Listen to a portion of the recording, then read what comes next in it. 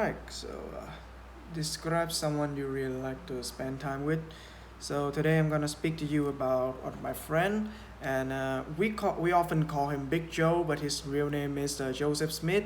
He is an American, but now he live in Vietnam because it's depend on his parent job. Well, it's kind of complicated to say, but well, so you might ask that how I met this guy, how the hell I met an American in Vietnam. Well, it's actually it was actually a coincidence. We met each other in a food tour around. I met him in a food tour across Hanoi. Uh, if I remember correctly, he was drinking some cocktail with his friend, maybe some kind of beer too. But at first sign, you can know that he's a barrel blood. He is the like on the soul of the party. He's like so like fun loving and also like he give you a very easygoing attitude.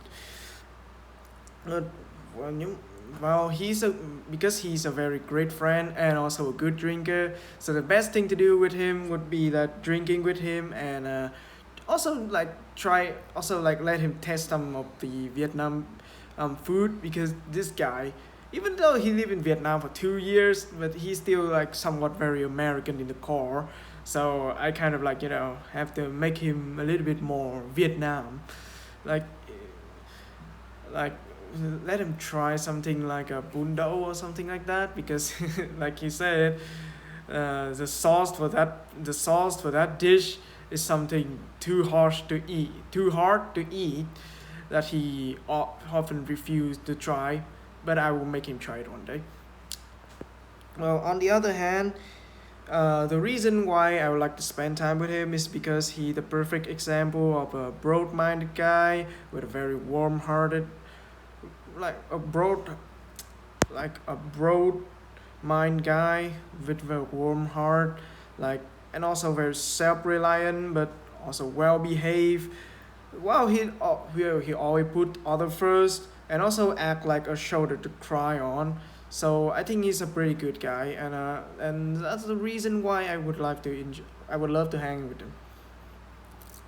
The third, okay, then part three question: what ambition do children usually have? I think that personally, I think most children have some like very silly ambition.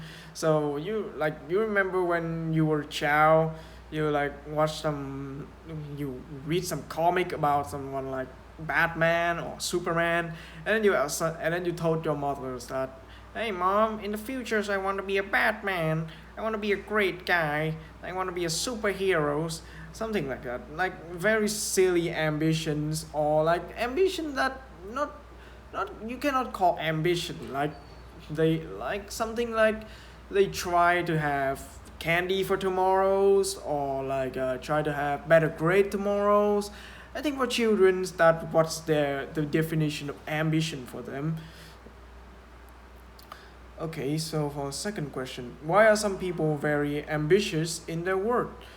Personally, I think that people become ambitious about their work because they want a promotion. Like you probably don't want to probably don't want to work for 30 years in a company while still making like minimum wage, and your boss just keep yelling at you are a failure in the because you are a failure in the companies. You probably want to be some like boom bang, someone that become the leader, someone that the boss will say, I need you, but not like you need the boss, he need you, not you need him. Like, and to be someone like that, you need to be ambitious. So obviously people will be ambitious in their work. Why don't For the third one, why don't some people have dreams?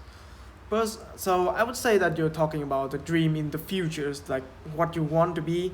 Personally, I think that the people who don't have dreams is like some very sad people. Like they they are a little bit too depressed, I think. But they also very realistic person. Like they try to set like small aim. They try to set like what I will do tomorrow, but not what I will do in 10 years. So you can say they are short-minded, they are realistic, and like I think those two reasons is the reason people don't have dreams. Personally, I think we should have one. Dream is something that helps you to be like what you are.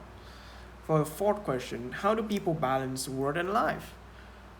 Personally, I think this depends on how they manage their time, like how much time you're gonna finish your work, how much time you're gonna help your partners, like something like that, and then spend your time with children, your wife, your families, and also it's like they have to they have to make the they have to make the balance for themselves. Like they try to improve the world so they have more time for life and less time for works. It all depends on like how they will do it. So yeah, I think that'd be the end of my speech. Thank you for listening.